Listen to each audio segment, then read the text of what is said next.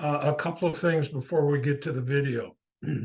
Last couple of weeks, we've had a couple of things come up that we should talk about. The simple one first. When we talk about pre-snap routine, we talk about finishing the play. We talk about checking the clocks to make sure they're operating properly. We talk about down and distance.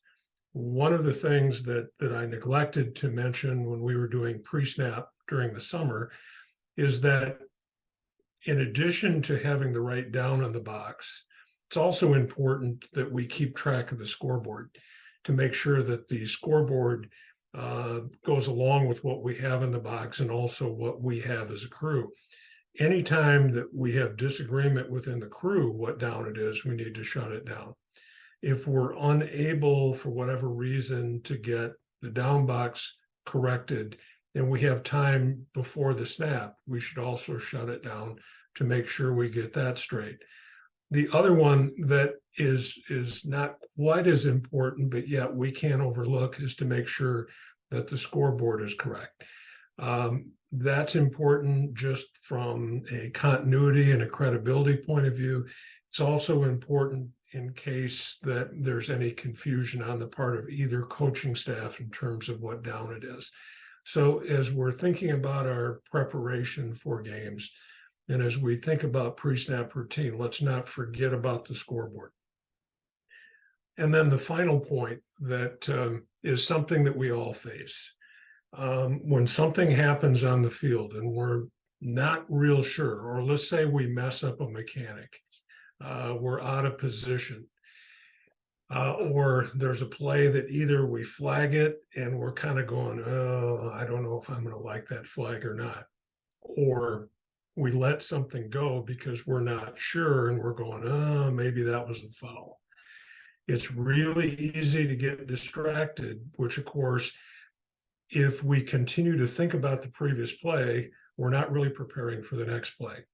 So we all have to, number one, find our own comfort zone for how we can give ourselves permission to move on from the previous play and get ready for the next play. I'll just give you one example that worked for me. Everyone has to have their own comfort zone. So I'm not saying that everyone should do this. It's only illustrative rather than instructive.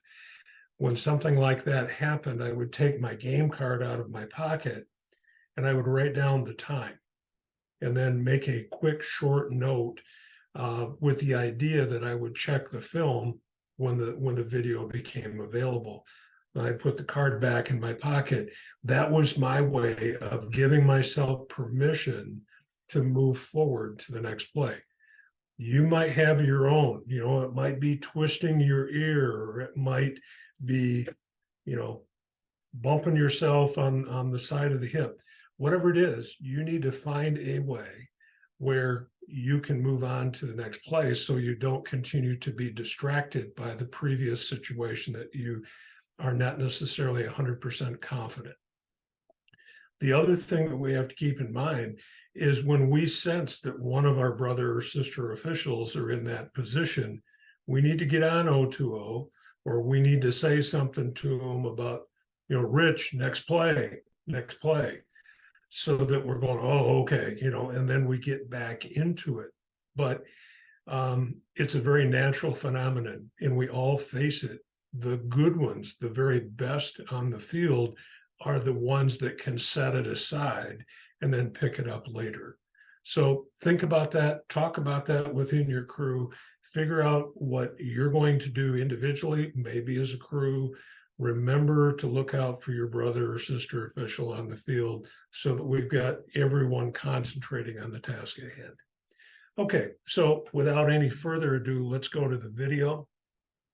We're going to start at West Michigan, a game between two local rivals,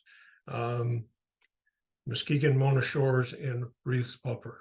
And this first clip is a good one. Now, this is a 5-person game, but it has application not only for 5, but for 7. Now, it's a little easier to manage this play in 7 because you've heard me say repeatedly that when in doubt, the back judge is going to leave the goal line because the goal line is covered by the 2 deep wings, and is going to retreat back towards the end line to make sure that we can get back there if we have action that threatens the end line. It doesn't happen real often, but here's an example. All right, this ball is intercepted just inside the end zone. The momentum of the intercepting player takes him back near the end line. Now, we can't tell from this view whether he steps out of bounds or not. Clearly, the receiver who's trying to take him down, he's out of bounds, but I can't tell you definitively that the defensive back was out of bounds. But if this defensive back comes out with the ball and returns it 102 yards for a touchdown, whether he stepped out of the back of the end zone is going to be an important consideration.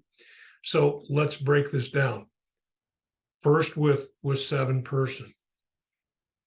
7-person, you need to be giving ground and you need to be angling away towards the top of the screen, adjusting to the potential route that this defensive player is going to take. You need to get depth so that you can round this off and have a look at the end line. So your escape route is going to be, it would be to this person's left. So you should be moving back towards the back pylon would be towards the top of the screen, with the idea that you're going to get back there close enough that you can tell whether this guy steps out of bounds or not. Now in 7, it's more simple than that, and you just are going to continue to give ground back towards the end line so that you stay behind this play. We need to try to keep this defensive back from getting behind us, just like on a kick return or anything else. The back judge has a tough play, and I give him tremendous credit for sending this clip in for discussion. It's a tough play. This league, at least the top teams in this conference, really should have 7 officials, but they've made the decision not to do that, at least not yet. So they do the best they can, and this back judge will learn from this play, and when and if it happens again in the future, probably will react a little differently. Good teaching play. All right, now this next clip is going to be towards the bottom of the screen. And you can see this defensive back gets a good piece of this receiver's jersey, and there's clearly a jerk to it, which affects his speed and balance. Now, this is really pretty obviously a foul. It starts out as defensive holding, and then when the ball becomes airborne, all right, now it's DPI that is upgraded, or excuse me, it's DH that's upgraded to DPI. So in 7-person, I would expect that our deep wing would have a flag on this play. Maybe the short wing in addition to it, but this would clearly be in the purview and the vision of our deep wing at the top of the screen. Based on this formation, the back judge might also have a piece of it, but for sure the deep wing should see it. All right, so let's move now to SEMSO, and we've got 5 really, really good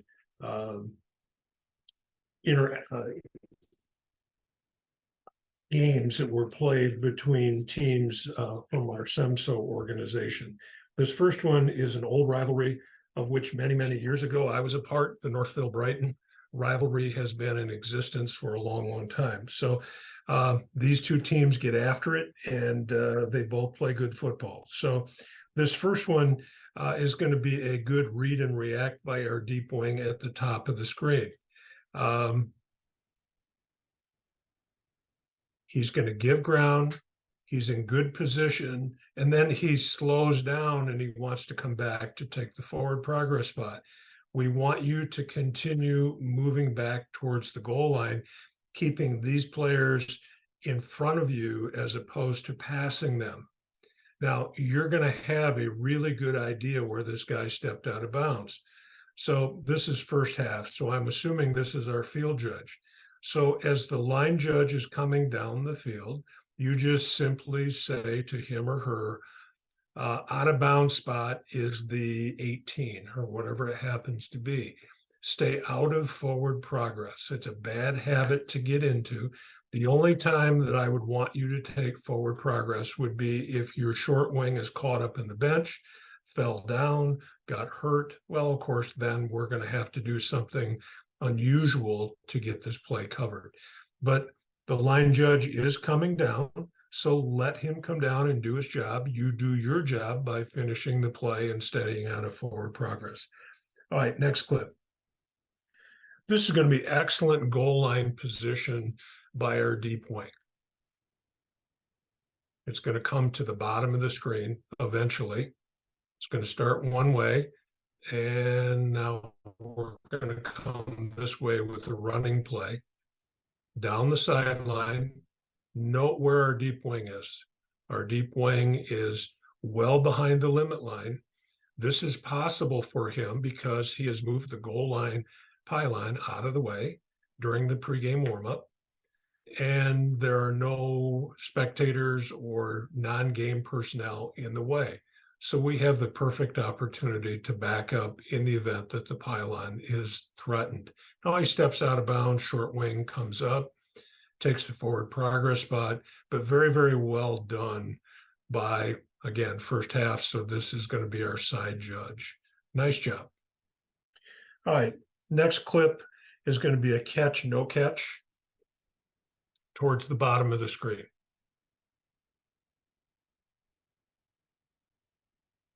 All right, now, as we have talked about when we talk catch, no catch, to have a catch, we need to have firm control of the ball. This is an upright player. So therefore, in addition to having firm control of the ball, this receiver / runner needs to make a football move. Now, in this particular case, we do have firm control. And he steps up probably with 2 steps forward with control of the ball, and it gets ripped out of there. This is a situation where our short wing should drop a beanbag, get depth as quickly as he can back towards the goal line. Hopefully, we're all recognizing this as a catch fumble because of the fact that he gained firm control and made a football move. Okay, next clip. We're going to talk some punt mechanics now for our back judge. Now, our back judge initially is going to be in really, really good position, but towards the end, you'll see that we make a mistake mechanically. Okay, go ahead, Gregor. Now, later, Brighton is going to do something out of punt formation, which illustrates why they have 2 people back there. All right, now, hopefully, back judges, you saw what happened here. We have talked continuously that in 7-person mechanics, the deep wings are going to have forward progress. We want the back judge to stay back, keep the big picture perspective, and let this play settle. We don't need the back judge up there at the hash mark. Stay back there somewhere around probably the 42, 43 yard line. Let this thing settle down. Let players get up and out of the pile. Keep action in your vision, players coming down the field.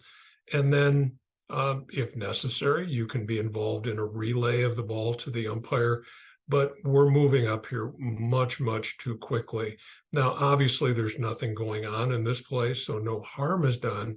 But we know that there will be times when things will be more contentious than they are in that situation. So we don't want to get hurt by having an official move out of position to take a spot that we're going to put it on a yard line anyway. Yeah, but I started off. Okay, let's make sure that we mute our sound, please. Gregor, can you mute everybody, please? They themselves. I'll Okay. watch. All right, thank you. All right, next one is clip 50. We're going to have really nice goal line coverage here.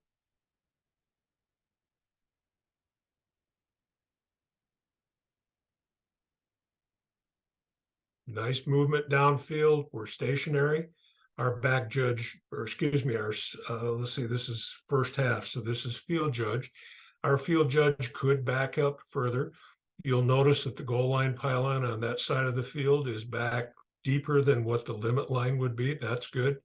So you can give more ground here, but we're stationary at the mesh point. We get there, this reception is made. The receiver falls in bounds.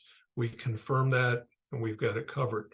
The other thing that's important to recognize is that our back judge has moved back to the end line, which is good because here, and this is the same back judge as we had on the punt, here he recognizes he has the support of the deep wings and that he is going to protect the end line in the event that this ball gets batted around and becomes, the end line becomes in play.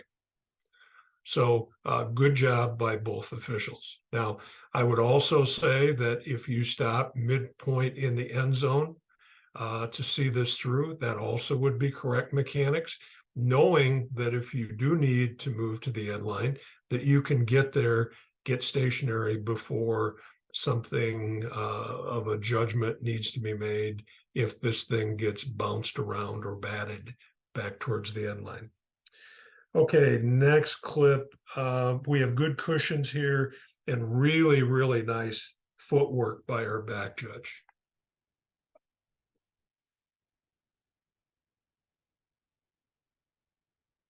All right, that's the play that I wanted to mention.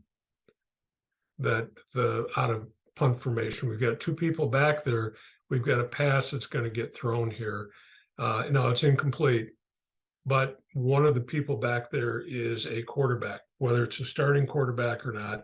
And that's why we always have to be alert in punting situations that it's not automatically going to be a kick. Might be a run or a pass, as it is here. The important thing that we need to do is we need to transition our thinking from kicking rules to regular scrimmage rules. So all those things come into play.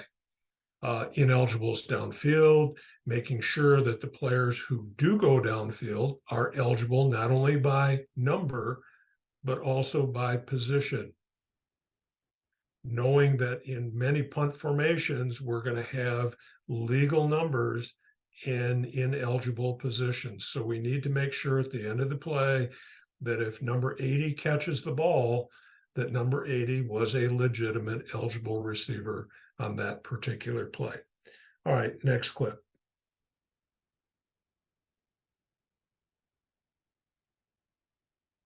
All right, this is the one probably where our back judge is going to have good footwork.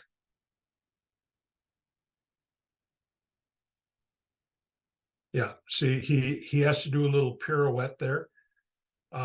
This is one of the things as a back judge you have to be prepared to do, because sometimes you've opened the hip and you are running with your shoulders parallel to the sideline as you've been instructed. And now you've got a cutback by a player, and now you're going to have your back to that player. So you have to make that little pirouette move. Now, that's something good that you can practice at any time, not just during the summer, but during the week. If you're going to do it in the backyard, you probably ought to make sure that the neighbors aren't watching, because they'll probably think that you've gone off the deep end. But it's a good idea for you to be able to be nimble and practice that transition move of moving your feet so that you can switch your attention from left to right or right to left, as the case may be. All right, next clip. Now, this is one that we talk about, and as deep wings, and for that matter, back judges, we have to be alert. We're going to get a wide receiver from the top of the screen that's going to come cross field, and we're going to get a throw pretty deep, and you can see that our deep wing at the bottom of the screen does not see him coming. This wide receiver actually gets ahead of him at the time that this ball is arriving. Now, how do we do that? Well, first of all, we've got to make sure that our shoulders are square to the sideline. and that we're using our outside eye on the widest threat closest to our sideline, which then should open our peripheral vision, particularly if our cushion is sufficient. We should see out of our right eye some movement of a player coming in that direction, which then should prompt us to get some more depth to make sure that we are ahead of this receiver coming from the other side of the field. Back judge saw him coming, made an adjustment, got good depth. We just need to make sure that we're aware of receivers coming from the other side of the field.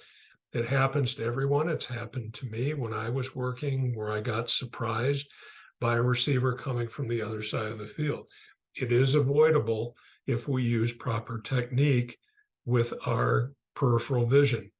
If we put our nose on our key, then our peripheral vision puts us into the bench area, which we don't need, where we don't need to be looking. Okay, next clip. This is going to be a field goal situation. No, we got one more before we get to that.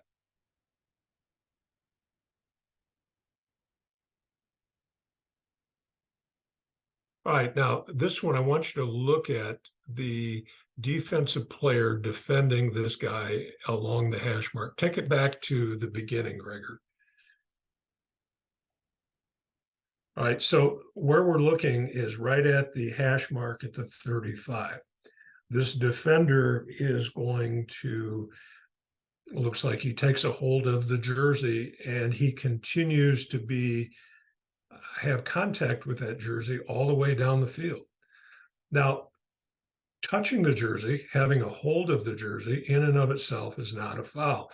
Where this becomes a foul is one of a couple of ways. First of all, if it keeps this defensive player in the play, in other words, slowing the receiver down or having the receiver kind of perform like a tractor and pulling the trailer from behind, obviously there's an advantage there. The other factor that comes into play is if the speed and balance of the player is affected.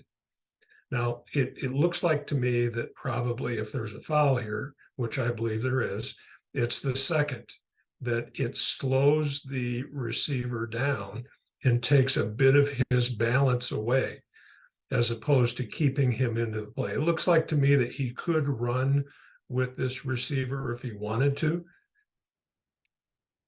This is a foul that starts out as defensive holding and then graduates up to DPI. But don't get the thing that you should not report is that you had continuous contact.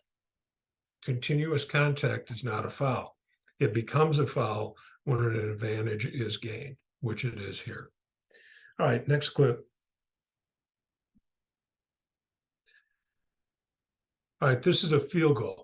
All right, now this is towards the end of the half. Now you can see the side judge coming in. He's obviously late. He stops, and then he hustles up to the line of scrimmage. Now, it's real easy to say to this deep wing, what were you thinking? Why weren't you more alert? And some criticism is justified here, but there are 6 other officials on the field that know that we're in field goal formation. Most crews have some form of communication devices. Why aren't we saying T, field goal, field goal, field goal?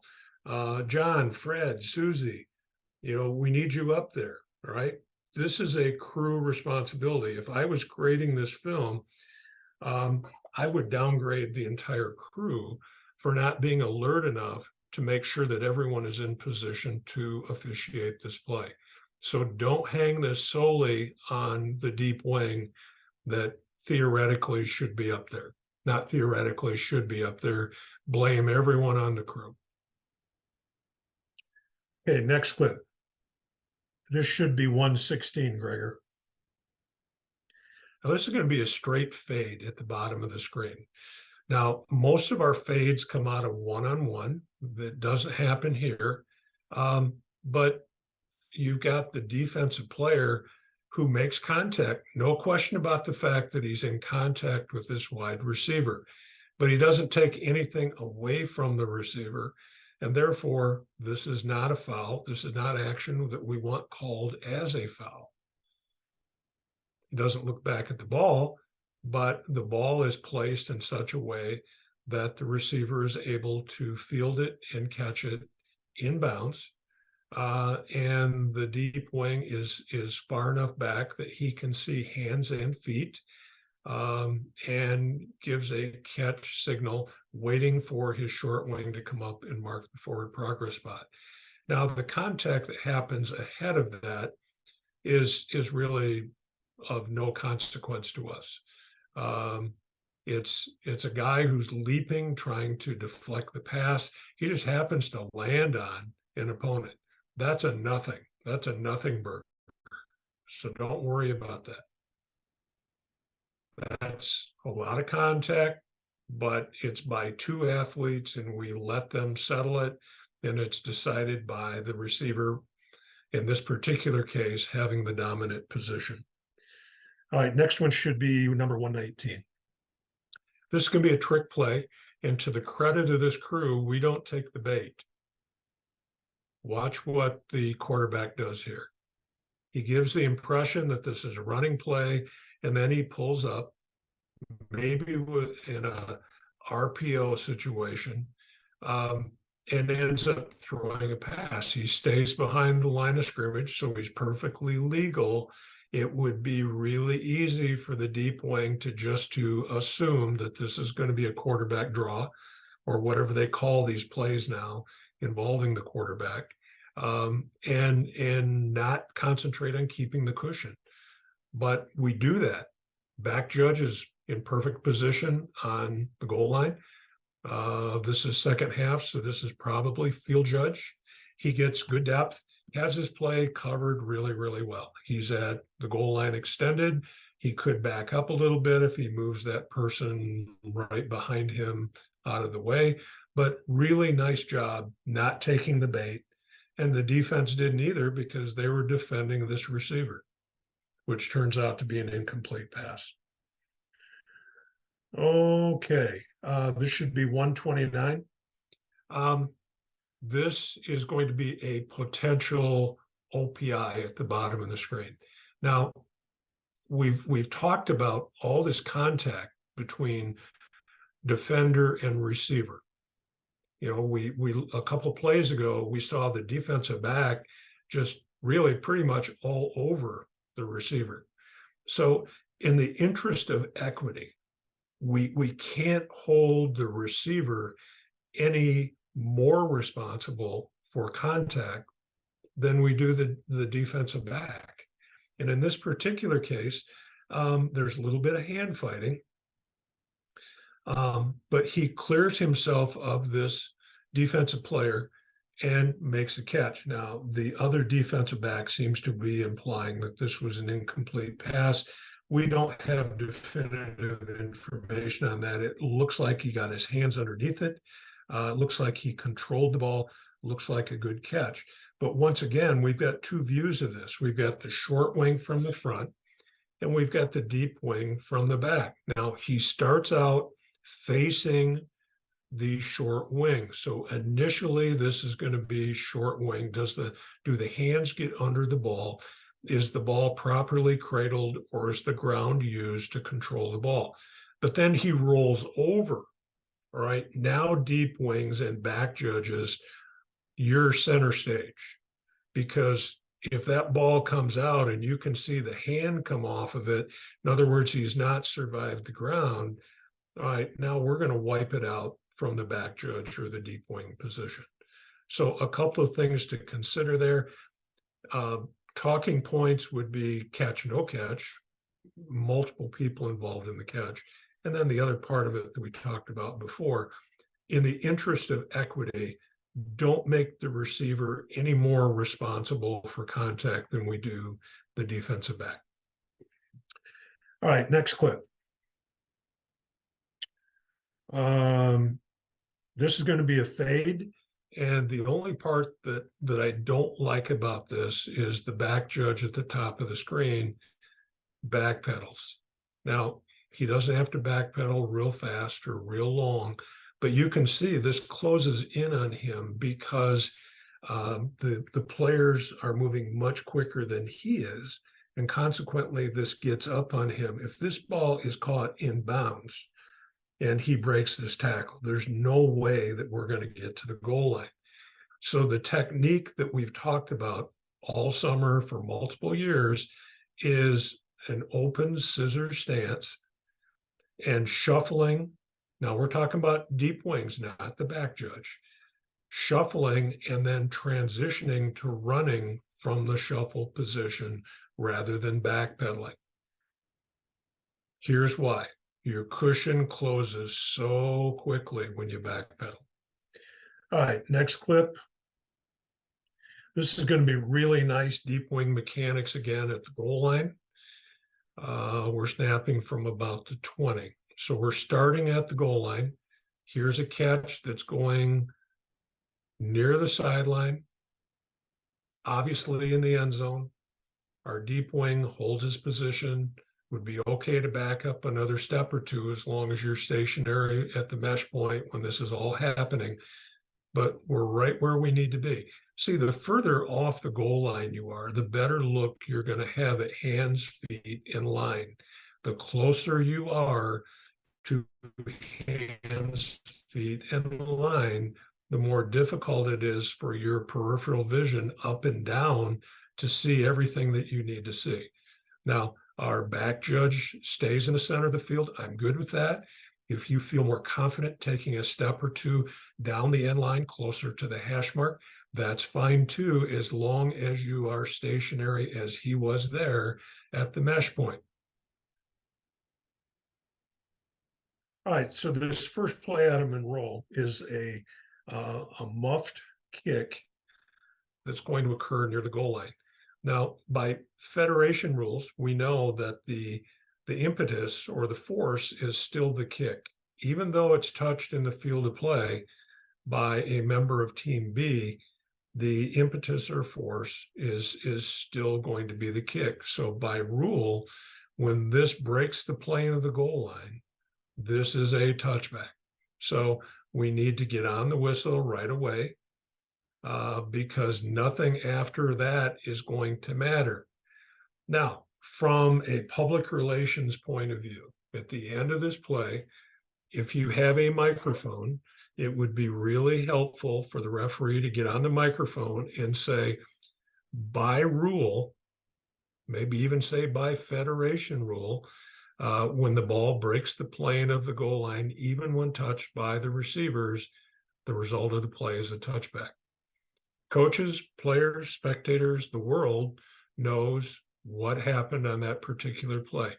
They're used to the NFL. They're used to college football. They're not necessarily as knowledgeable about high school rules as they think they are about the NFL or college football. All right, next clip is number 31. This is going to be a poorly thrown pass by the quarterback.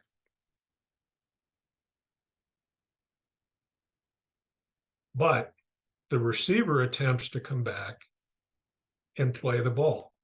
The defensive back, who is not looking at the ball, restricts the receiver from making an adjustment to come back to play the ball. That's why this is pass interference. It's probably not pass interference if the defensive back is looking back at the ball because he has equal rights to the ball. But he puts himself in jeopardy because he's not looking back at the ball. And you can see he's holding the receiver back from coming up and playing the ball. Then he wants to throw his hands in the air and say, I didn't touch it. Well, the reason why this is a foul is, first of all, he's not playing the ball. And secondly, he's preventing his opponent from adjusting to play the ball himself. But don't feel like just because there's contact downfield and we've got a poorly thrown ball that we need a flag. Sometimes, in fact, many times, the best decision is a no call. So make sure that you have one of those categories that you can put the contact into.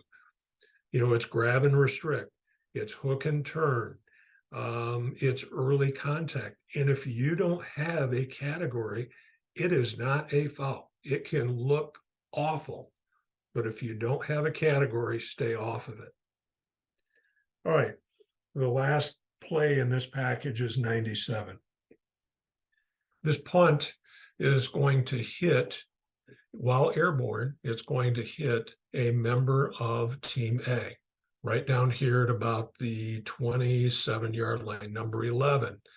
So the question would be, is this kick catch interference? And the answer is no, because there is not a player in the immediate area in position or moving towards this kick to attempt to field the ball. Now, if this kick returner comes up and is attempting to catch the ball in the air, all right, then we would potentially have KCI. But in this particular case, he's passive, he's not moving up to play the ball. This is simply first or illegal touching by this player at about the 27 or 28-yard line. The kick rolls out of bounds somewhere around the 25. So what we should have is a beanbag down in the vicinity of the 27 or the 28. And at the end of this play, we should put the ball at the spot of illegal touching. And again, that can be a good use of the referee's microphone to say, the ball was first touched by Team A at the 27-yard line, first down, Monroe. Questions on that? This is a different scenario than on a free kick. As you know, in high school football, the ball has to hit the ground before Team A can field the ball, even if there's not a Team B player in the area.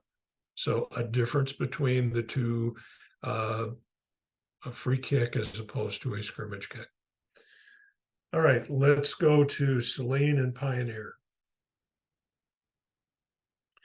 Another good game. And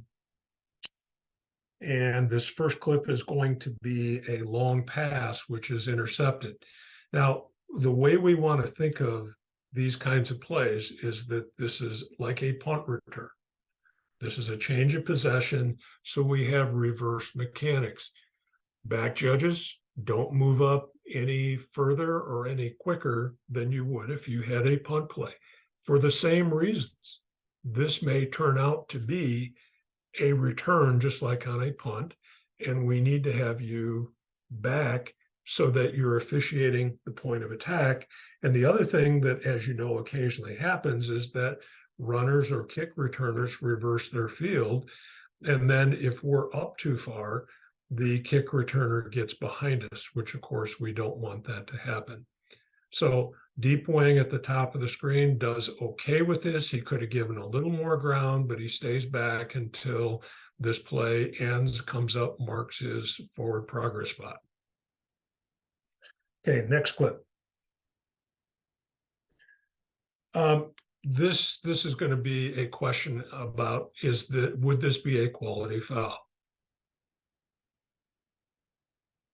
Once again, we have contact out there between a defensive back and a receiver, but is this defensive back doing anything that takes anything away from that receiver?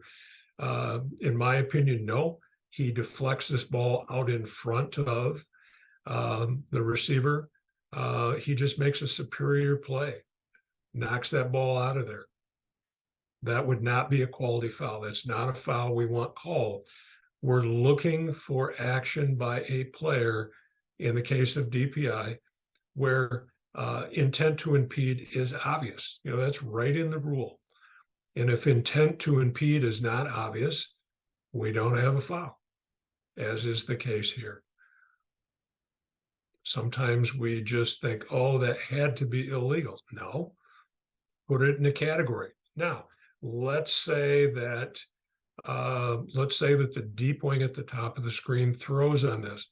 Back judges, You need to come in and you need to start asking questions. If you don't have a flag, you need to get in there. What do you have? Okay. What made that a foul? That ball is deflected out in front of the receiver. We're not going to like this on video. Our top crews are getting very, very good at communication. And we've got a couple plays coming up that will illustrate that.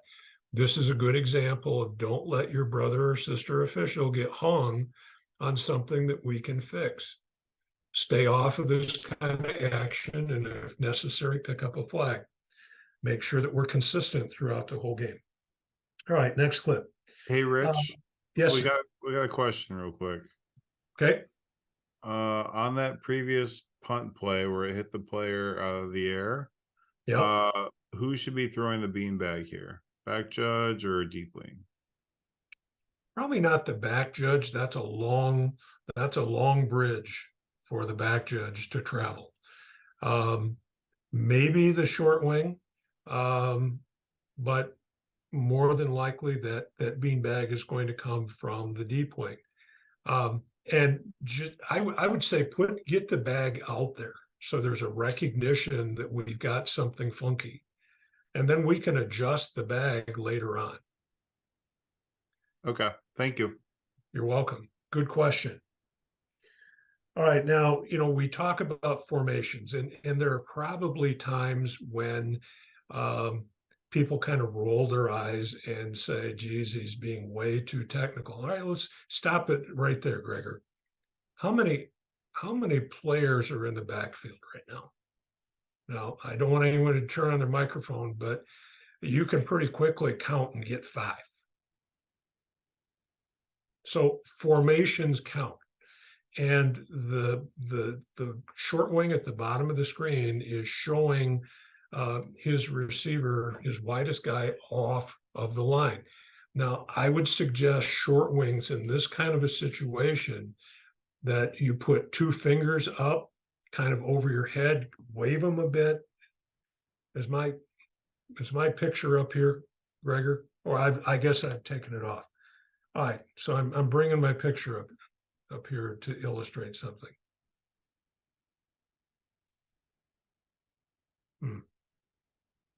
Try it now, Rich.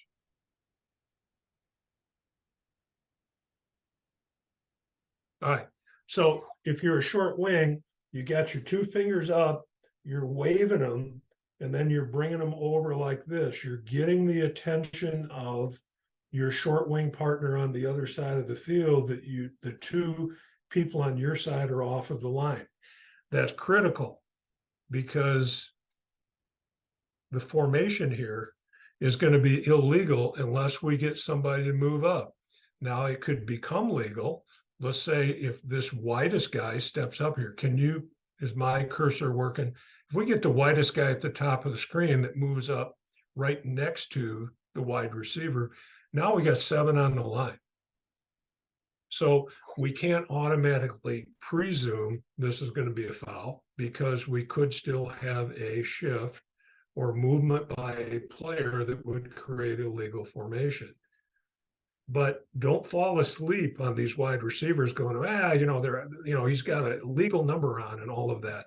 That's what offenses try to do, is to confuse defenses with their formations and covering up tight ends and all those other things. And if they do it legally, that's good football. But if we're not alert to situations that create unfair advantages to the defense, then we're not doing our jobs. Okay, let it run.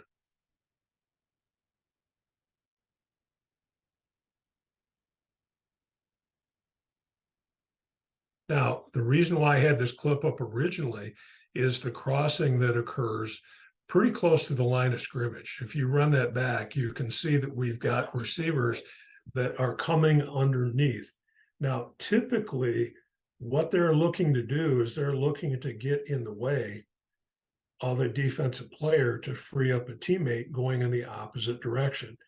Now, whether well coached or just good fortune, we don't get that. There's the one linebacker, he is not actively engaged, It comes close to some contact by, I believe it's the widest guy out here. But the thing that we've got to look for is if there is number 11, there's that push by 62, I think it is. All right, so he's engaged with that guy. So unless he gets bowled over, this is not going to be a foul for OPI. But we've got to make sure that any contact with receivers is discernibly beyond the neutral zone. And then obviously we need to make sure that the pass crosses the line of scrimmage for OPI to be possible. Okay, but then as I looked at this play further, I kind of went, oh, that's a lot of people in the backfield.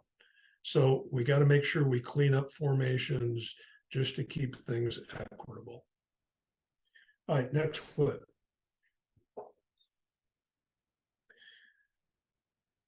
All right, this should be a punt returner. And we've got flyers that are coming down the field. So back that up, Gregor, please. Now, at the bottom of the screen, let's see, this is 34. So this is first half. So side judge, you're going to have two flyers that are going to come down. So you're going to have responsibility for both of these guys down the field. Both of these engagements, both of them potentially could be fouling action. So those are both yours because the back judge's first and primary responsibility is the end of the kick and making sure that the kick returner has the opportunity to field the ball. Now, there's a potential hold there at about the 45 by number 2. But we need to understand that you're going to have more than one guy sometimes to watch. At the top of the screen, the field judge also had two people. So just be aware that sometimes you have more than one. Now, the other thing, and I like clips that have multiple concepts in it, and this one does. Now, everything is good on the sideline here until the very end. And then what you're going to see is that this defensive number 66, there's a second act, and he takes this guy down. This would be a UNR late hit out of bounds. There may also have been a face mask there, but he takes him right to the ground without letting him go. Now, the thing that we got to be careful of is that the guy who's being tackled doesn't do a reverse takedown type of thing. But here, it doesn't appear that 66 really is that interested in letting anybody go. So this would be a situation where UNR would be clearly justified. Now, you got some potential action out there. You'll notice that the blockers kept good leverage on their opponent. And that there really wasn't any effort on the part of the player being blocked to get off of that block. If they're satisfied to stand there and basically hand fight, that's good enough for us too. Don't feel obligated to pull something out when that player who potentially is being held shows you nothing. I would say the player in the center of the field, 40-something, is suspect, the guy on the widest guy. That's a nothing out here. Number 10, he's just happy to be dancing out here. To the inside, you can see that receiver is trying to get off of that. I'd support a foul there for OH by 48. So anyway, things to look at, things to consider. All right, we're going to get a weak side fade on this next clip. Now, even though we're in close proximity to the goal line, doesn't mean that we can't and won't have a fade pattern. This is obviously a taller receiver on a shorter defensive back. Those of you, and most people have played some football, You probably recognize this as being a basketball situation where you've got a big guy rebounding over a smaller guy. So we shouldn't be surprised when a fade pattern comes out of this. It's one-on-one coverage. This little cornerback has no safety support because we have trips to the top of the screen. Now, again, there's contact, all kinds of contact, but he takes nothing away from this receiver. Until there's something that's taken away from one of the players, let him settle it. Don't get caught up in that. All right, next clip. Short wing mechanics. I know this is a deep wing meeting, but we're stopping the clock because he's out of bounds. This forward progress is stopped in the field of play. This is a forward progress situation. Clock should wind rather than taking him out of bounds.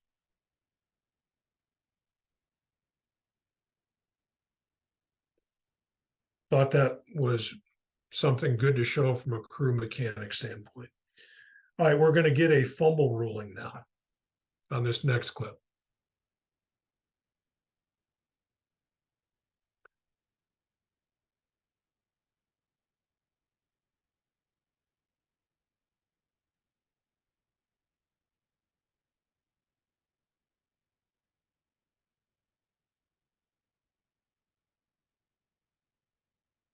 What part of his body went down? The answer should be his wrist. Now, anything other than the wrist that hits first, if his forearm hits, and you don't have my picture up, well, I guess we do. If the forearm hits the turf and he's got firm control of the ball, he's down. But here, he's upward, and what hits the turf is his wrist. He just fumbled the ball. And the crew correctly rules this a fumble, turns it over to the defense, which was correct. Okay, next clip. Last one of this package. Just a quick review on our back pylon mechanics. Want you back at that back intersection of the white. The other thing is this becomes a sideline pattern to our receiver. If you're going to move off of the back corner, you should rotate around so that you're looking down the sideline as opposed to moving down and looking down the end line. The movement was actually backward from what should have happened there.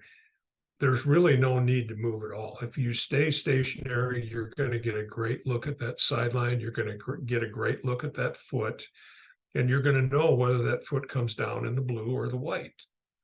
But two things that need to be corrected there. Number one, back at the back edge of the white. And then secondly, if you do choose to move, if the sideline is threatened, then you're going to rotate, it would be to your left in this particular case, so that you're looking down the sideline. All right, let's go to Skyline and Huron. We've got a few more clips. We're pretty close to wrapping up. We're going to be close to 9 o'clock. All right, this first clip out of Skyline is number 28. And what we're going to look at here is the mechanics of our back judge and also the mechanics of our deep wing. Now here our back judge does a really nice job with, is that 28, Gregor? Yeah, it's a long pass play. Right. All right, so what we're going to get is, this is going to develop. Go ahead and let it run. It's a screen, throwback screen. Now, our side judge gets a little bit of a late start and just barely gets there. Our back judge is stationary, waits for the deep wing to make the decision at the pylon. Good decision not to signal, at least until that deep wing has made the decision of inbounds, out of bounds, all those sorts of things. We get a late start here unnecessarily. We could have given ground sooner, and that's part of the read and react that we need to do. The deep wing right now is at about the 42. And this play is going to go. And we're going to wait too long before we commit. See, right now, it's too late. He's not fast enough to stay ahead of this 18-year-old kid. And he overruns the goal line slightly. Okay. Read and react, get the feet started. Instead of having the knees locked, be in that athletic position where the knees are broken. Well, not broken, but you've got a slight bend to your knees. So that first move can be explosive to get moving. All right, next clip. Here we're going to have a legal high hit. Now, we're all for safety, and, I'm a grandparent now, and I've got kids that play football, grandkids, and I want the game safe. In this particular case, we get a high hit. A high hit is not illegal if the helmet isn't involved, and unless we get into other areas of defenseless players and so on. In this particular case, this player comes down, his helmet goes to the side, his head is up, the contact is with the shoulder into the chest. So therefore, it is a legal hit, a tough legal hit. But the other thing that we need to keep in mind is that this kick returner could have signaled for a fair catch and avoided this contact. All right, next clip. This is going to be excellent free kick coverage by our deep three. We're going to get a long return here. Now notice the deep wing remains stationary at the 50 because the kick really did not go that deep. And now we've got movement by both of our deep wings ahead of the return. You can see that we get to the goal line. You can see the back judge is stationary at the goal line. Really nice coverage on a long kick return. But the key is that we've got our feet moving and that we are in full motion, full commitment to our cushion to get to that position that these gentlemen obtained. All right, that's the last clip out of that particular package. Now go to Tecumseh and Jackson. There are two that I want to show here. And this first one is going to be a great example of crew communication. First of all, we're snapping from the plus 38. So we know the goal line is in play here. We've got to be alert for action around the goal line. Kick goes up, player comes up, attempts to field the ball, and we get a flag down for KCI. Now, keep in mind for KCI, we've got one of two things happening. The main thing is that the player is preventing the kick returner from coming up and potentially kicking or catching a kick. In this particular case, the team A player gets beyond the player and the where the ball hits. He's just not in a position where he's going to be able to catch this kick. So at the end of this play, the two deep wings get with the back judge and they talk it over. And what they end up doing is picking up the flag for KCI, which in this particular case is proper protocol in terms of, number one, picking it up, but number two, the communication that's required to do it. So, and in this particular case, the referee would come on the microphone and just simply say, there is no foul for kick catch interference. First down. And then here's the other key, the other thing that's key. Put the ball in play as soon as you possibly can, because the quicker we do that, the team that thought they were going to get 15 yards will go back to playing and coaching. The longer we stand around, the more we're going to hear about they don't like the fact we picked up the flag. So good job. All right, now this next clip is going to be a suspect blindside block. at about the 25 on a kickoff return. Now, we need to make sure that in our preparation work that we are communicating that our referee and our short wings understand that the closer these blocks come to the goal line, the more difficult it is for the front people to pick them up. Not so much by distance, but by traffic. There is so much traffic that you may know or feel that your key is somewhere down there, but rarely are you going to get a clean look at it. So we really need our short wings and our referee to recognize that and pick those up for us. And then the other thing, this is going to be good mechanics by our deeps in terms of covering this return. See, we get started, we're on the move, that's the umpire in the middle of the field. The deep wing at the top of the screen didn't quite get there, probably because we didn't start quite soon enough. But boy, we're going all out. So right now, probably a step or two sooner would have been the proper read and react. But overall, a good job in this return. These kids are fast, and we need to make sure that we are aware that this player is going at full speed. And looks like that player tried to trip him at about the 45. Okay, next, last two plays of the night from Howell and Salem. That's the MHSAA group.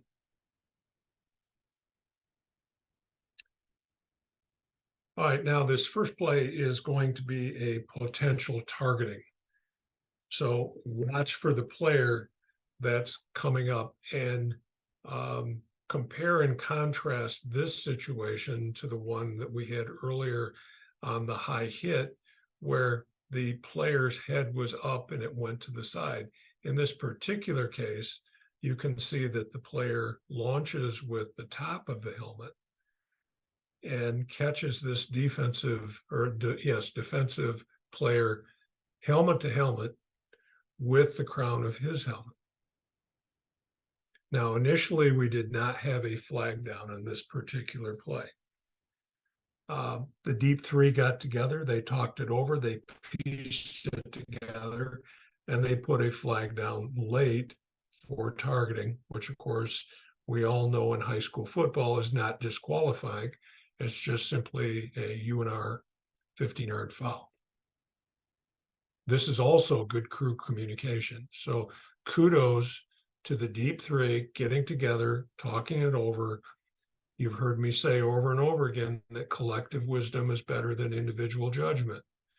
So here we put the flag down late. And again, referee just simply announces personal foul, targeting number, whatever that number is.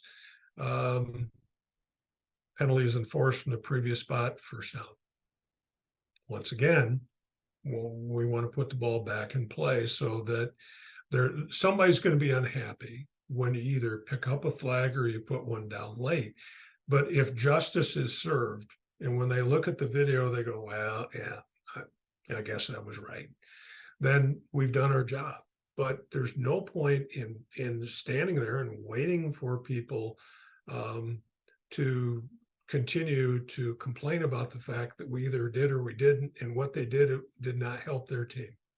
All right, last clip of the night. This is going to involve our wide receiver. Now, what we're going to get is a situation at the bottom of the screen where, first of all, our deep wing did not have a sufficient cushion. So that's the first thing we want to mention, is that he should be probably another 10 to 12 yards ahead of this. But the decision that we have to make is, does this blue receiver remain in bounds? If he steps out of bounds, the first thing we should do is to drop our hat in the white. Don't try to get your hat at the spot where he stepped out. Put your hat down in the white. Now, if he clearly goes out on his own, he's on his own. And then what will result will be his fault. But if there's contact by the defensive player that contributes in any way to that player stepping on the sideline, we're going to give the benefit of the doubt to the receiver that contact was responsible for his touching. We're not going to say he's forced out. Don't use that terminology. Contact was involved in the player stepping out of bounds. So in this particular case, the question is, did he touch the ball while his foot was out of bounds? If that is the case, then it's very simply an incomplete pass. If he goes out on his own and comes back in and is the first to touch, now we got a foul situation for illegal touching. So details matter, and that's why cushions are so important, so that we get the perspective. And even if we're not totally confident of the ruling, if we can go to the short wing or the referee or the back judge and say, okay, this is what happened, and be accurate in what we describe, we can piece it together and come up with the right ruling. But if we're not in proper position to know everything that occurred on a play, we're messed up. It's going to be hard for us to get it right regardless. So concentrate on mechanics, concentrate on communication. All right, so we've covered a lot of ground. We're just slightly after 9. We touched into 3 different associations for clips. We had multiple people contribute to our program this evening. Once again, thank you to those people. We did not specifically name them, not that you have to have a secret decoder ring or something like that. But if you are contributing plays, we're going to handle it in a very professional manner. And you've heard about the fact that there are very few things that really will get my dander up. One is when officials talk badly about each other. So if you really want to tick me off, do something like that. Other than that, we're probably going to get along pretty well.